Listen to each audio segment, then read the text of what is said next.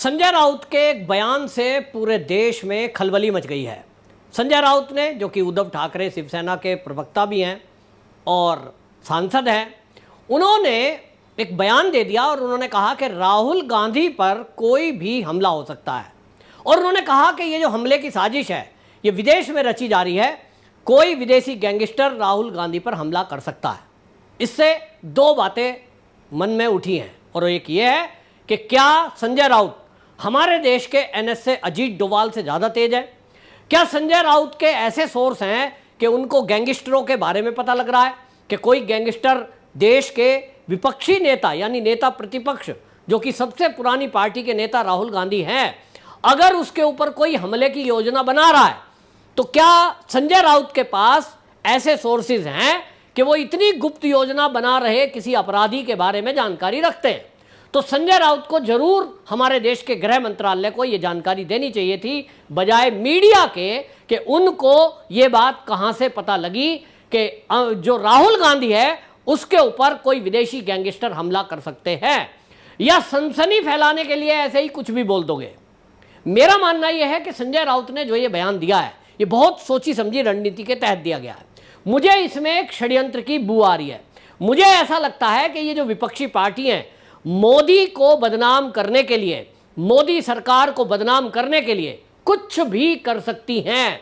और मुझे लगता है कि संजय राउत जो बोल रहे हैं, निश्चित रूप से मैंने भी आपको बता दूं, पहले कहा है कि ये एक कल्चर रहा है, खास तौर पे कांग्रेस में। आप देखिए कि इंदिरा गांधी की जो हत्या हुई थी, उस हत्या के बाद जो माहौल देश में बना, उसके बाद राजीव गांधी की हत्या जो हुई थी आतंकवादियों ने की, लेकिन कहीं ना कहीं उसी परिवार का एक बंदा जिसकी जान को इतना खतरा है, वो जिस तरह से सुरक्षा को छोड़कर, यानी जो उनको Y+ कैटेगरी मिली हुई है, हम देखते हैं कि वो देश को कभी भी बिना बताए और कहीं भी विदेश यात्रा पर निकल जाते हैं। अचानक राहुल गांधी के बारे में पता लगता है कि राहुल गांधी तो विदेश चले गए। कहाँ गए किसी को नहीं पता। सिक्योरिटी जो उनकी देखते हैं इंचार्ज, उनको भी इन्फॉर्म नहीं करते हैं, और ये उनके लिए खतरे की घंटी है। और इससे ये जो विपक्षी पार्टी और खासतौर पे कांग्रेस में कुछ भी हो सकता है। जो आप सोचिए, जॉर्ज सोरस जैसे लोग ये भारत में अराजकता फैलाने के लिए देश में दंगे के षड्यंत्र कर सकते हैं, वो ऐसा इनपुट्स मिल रहा है कि रेल दुर्घटनाएं करा सकते हैं, ऐसा इनपुट्स मिल रहा है कि देश में बड़े दंगों की योजना हो रही है। तो भाई उनको लगता होगा कि राहुल गांधी एक देश का नेता प्रतिपक्ष है, सबसे पुरानी पार्टी का नेता है, कांग्रेसी देश के हर कोने में है। राहुल गांधी पे अगर हमला हो जाए, भगवान ना करे उनकी हत्या हो जाए, मरने नहीं चाहिए भाई। हमारे देश का युवा है, भले ही हम विचारों से भिन्न हो सकते हैं, लेकिन किसी की भी हत्या होना ये बहुत दुखद होगा। राहुल गांधी भगवान करे उनको लंबी आयु दे, लेकिन खुदा ना खास्ता मान लिए कि उनके ऊपर हमला ही हो गया और वो उस हमले में घायल हो जाते हैं, इसके बाद क्या होगा? पहली बात तो सीधा सीधा गृह मंत्रालय को घेरा जाएगा कि गृह मंत्रालय का फेलियर है। नंबर 2, मोदी सरकार को घेरा जाएगा और पूरी कांग्रेस सड़कों पे उतरकर दंगा फसाद कर रही होगी और ये कह रही होगी कि मोदी इस्तीफा दो और अमित शाह इस्तीफा दो। यानी मोदी और अमित शाह का इस्तीफा मांगने के लिए, देश में दंगा कराने के लिए, हो सकता है संजय राउत की बात ठीक हो कि कोई विपक्ष, विदेश में बैठा हुआ कोई व्यक्ति राहुल गांधी पर हमले की योजना बना रहा हो। अब ये तो गृह मंत्रालय को चाहिए, हमारे एनएसए को चाहिए कि वो संजय राउत से पूछे कि भाई संजय राउत जी, आपके पास ये जानकारी कहां से आई? संजय राउत उसके आगे बढ़ गए और उन्होंने कहा ये हमले हम पर भी हो सकते हैं। भाई संजय राउत पे हमला होना, तो मुझे लगता है कि जो बात मैं राहुल गांधी के लिए बोल रहा हूं, महाराष्ट्र की धरती पर अब संजय राउत का हमसे मतलब खाली अपने से नहीं है, उनका इशारा हम का मतलब उद्धव ठाकरे और उनका बेटा भी है।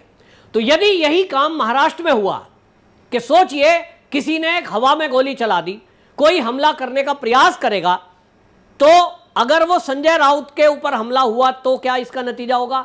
सेम जो मैं कह रहा हूं पूरे देश में कांग्रेसी हल्ला कर रहे होंगे, वही शिवसेना के लोग जो उद्धव ठाकरे गुट से जुड़े हैं ये महाराष्ट्र में कर रहे होंगे, दंगा करेंगे, फसाद करेंगे और वो कहेंगे देवेंद्र फडणवीस इस्तीफा दे क्योंकि गृह मंत्रालय उसके पास है, अमित शाह इस्तीफा दे क्योंकि उनको सुरक्षा जो मिली हुई है वो केंद्र के मिले हुए हैं कमांडो, और ये जो है पूरे महाराष्ट्र में चुनाव में जीतने का एक एजेंडा हो सकता है। अब ये जो कह रहे हैं कि हमारे ऊपर हमला हो सकता है संजय राउत की एक प्लानिंग रही हो कि पहले एक बयान दे दो, उससे सनसनी फैलेगी और ये कहा जाएगा देखो जी हमने तो पहले ही कहा था, हमें तो आशंका थी, हमें तो लग रहा था कि हमारे ऊपर हमला हो सकता है क्योंकि बीजेपी हमसे डर गई है। ये सवाल जो है डर गई है, ये देखिए विपक्षी पार्टियों ने रट लिया है। अरविंद केजरीवाल को देखिए, आम आदमी पार्टी के नेता, इसी बयान को देते देते गुजरात में सूपड़ा साफ हो गया, कई राज्यों में जमानतें जब्त हो गई, लेकिन वो यही बयान देते रहे मोदी आम आदमी पार्टी की प्रसिद्धि से डर गया है और इसलिए देखो जी हमारे नेताओं के ऊपर ईडी सीबीआई लगा रखी है।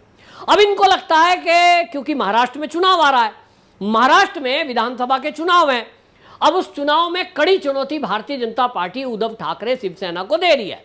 तो बौखलाहट भरे बयान उद्धव ठाकरे की तरफ से और अभी संजय राउत की तरफ से आ रहे हैं।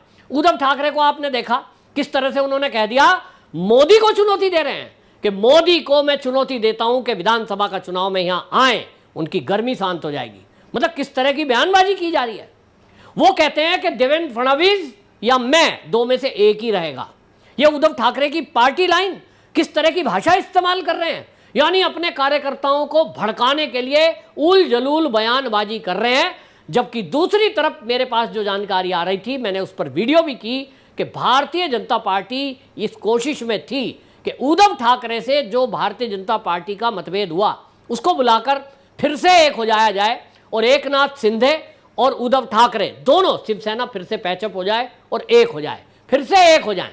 एक तरफ भारतीय जनता पार्टी एक करने में लगी है, सारे जो उनके पास इनकी शिकायतें हैं, उद्धव ठाकरे, इनका बेटा आदित्य ठाकरे, उसको वो दबाने में लगे हैं और ये हैं कि बयानबाजी कर रहे हैं। कुल मिला के इनको लगता होगा कि इस तरह से हमले की बात बोलकर और आप कुछ ना कुछ आर्टिफिशियल नकली फर्जी हमला करवा दो, उसके बाद कहो देखो जी बीजेपी हमसे डर गई है। ये जो इस तरह की बयानबाजी है, इसका मतलब संजय राउत समझते हैं, इसका मतलब यह है कि यदि हकीकत में कोई अपराधी अगर प्लान कर रहा होगा और उसने कोई हमला किया, सोचिए देश के अंदर कितना बवाल हो सकता है, महाराष्ट्र के अंदर कितना बवाल इस बात से हो सकता है। संजय राउत एक सीनियर लीडर हैं, नया आदमी नहीं है, लेकिन उनके बयान हमेशा विवादित होते हैं। बोलने से पहले 100 बार सोचना चाहिए। अगर उनको कुछ अंदेशा है तो गृह मंत्रालय को करें, वो बताएं और गृह मंत्रालय उनकी सुरक्षा की जिम्मेदारी लेगा। उसको जो सुरक्षा करते हैं, समीक्षा होती है समय समय पर। लेकिन इस तरह से मुझे लग रहा है कि विपक्षी पार्टियां अब भारतीय जनता पार्टी को हराने के लिए कितने भी नीचे गिर सकते हैं। मुझे तो अब पूरा शक है कि कहीं ना कहीं विदेश की धरती पर सही, चाहे भारत की धरती पर ही कुछ ना कुछ षड्यंत्र ऐसा किया जा रहा है कि बीजेपी को बदनाम करने के लिए, अमित शाह को बदनाम करने के लिए, मोदी को बदनाम करने के लिए कुछ इस तरह का किया जाए जिससे कि इनके ऊपर टारगेट किया जाए और इनको कहा जाए देखो जी ये तो चुनाव में जीत नहीं सकते। अभी तो लोकसभा चुनाव हुआ था, तब तो महाराष्ट्र में हमने सीटें जीती, एनसीपी जीत गई शरद पवार की, या तो उद्धव ठाकरे की सीटें आ गई। इनको लगता है कि इस तरह से हम घेर पाएंगे। लेकिन अब पूरे देश को यह समझना होगा कि ये जो नेता इस तरह की बयानबाजी कर रहे हैं, इस बयानबाजी से एक तो देश का नुकसान होगा, क्योंकि दंगे फसाद में दोनों तरफ का नुकसान होता है। लेकिन नेताओं को शायद ये बात समझ में नहीं आती। नेताओं को लगता है कि किसी भी तरह से सत्ता प्राप्त हो जाए, लोगों को लड़वाया जाए, लोगों को मरवाया जाए, दंगे फसाद कराया जाए। जैसे आपने फिल्मों में देखा है ना, ये मुंबई महानगरी है, फिल्मों की नगरी है। इनको लगता होगा ये सब फिल्मी सीन में जैसा होता है फिल्म नायक में कि बसें जलाई जा रही हैं, दंगा फसाद हो रहा है तो होने दो, पार्टी का कार्यकर्ता है। इस तरह की बयानबाजी करके कहीं ना कहीं ये जताने की कोशिश कर रहे हैं कि भारतीय जनता पार्टी इनसे पूरी तरह डरी हुई है। जबकि कौन डरा है कौन नहीं, इसका मुकाबला करने के लिए वोट बताती है कि पब्लिक किसके साथ है। आप कहेंगे ईडी सीबीआई का दुरुपयोग हो रहा है। ईडी सीबीआई का दुरुपयोग अगर मोदी सरकार कर रही होती तो 10 साल के अंदर सारी विपक्षी पार्टी के नेता जेल की सलाखों के पीछे होते। आज की डेट में कितनी विपक्षी पार्टी के नेता जेल के अंदर बंद है भाई? टोटल मिलाकर देखेंगे तो अभी तो आम आदमी पार्टी के केवल 3 नेता बड़े जेल के अंदर बंद है। लेकिन इस तरह का हल्ला किया जा रहा है जैसे पूरी विपक्षी पार्टी को जेल के अंदर बंद कर दिया है मोदी ने। यह है नैरेटिव, और नैरेटिव में संजय राउत को लगता है कि ये फिर से एक बार अमित शाह और मोदी पर प्रहार करेंगे और देश की जनता को, महाराष्ट्र की जनता को भड़काएंगे। और अगर नकली भी हमला हुआ उसके बाद ये भाषणों में कहेंगे देखा हम तो कह रहे थे, ये करवाया है किसी ने और इसके पीछे कौन है, सीधा मोदी को टारगेट करेंगे। तो महाराष्ट्र की जनता को अच्छा है, संजय राउत ने पहले ही चेतना दे दी है, चेतावनी दे दी है, पहले से एडवांस में उनको बता दिया है, भगवान ने उनके मुंह से उगलवा दिया है। अब एजेंसियों को भी ये चाहिए कि संजय राउत को बुलाकर उनसे पूछताछ करें कि भाई आप अपने ऊपर हमले की बात जो कह रहे हैं और राहुल गांधी के ऊपर जो हमले की बात कह रहे हैं, आखिरकार आपको ये जानकारी कहां से मिली? अगर मिली थी तो आपने गृह मंत्रालय को अभी तक क्यों नहीं बताया? आपकी क्या राय है? कमेंट बॉक्स में जरूर बताएं। वंदे मातरम।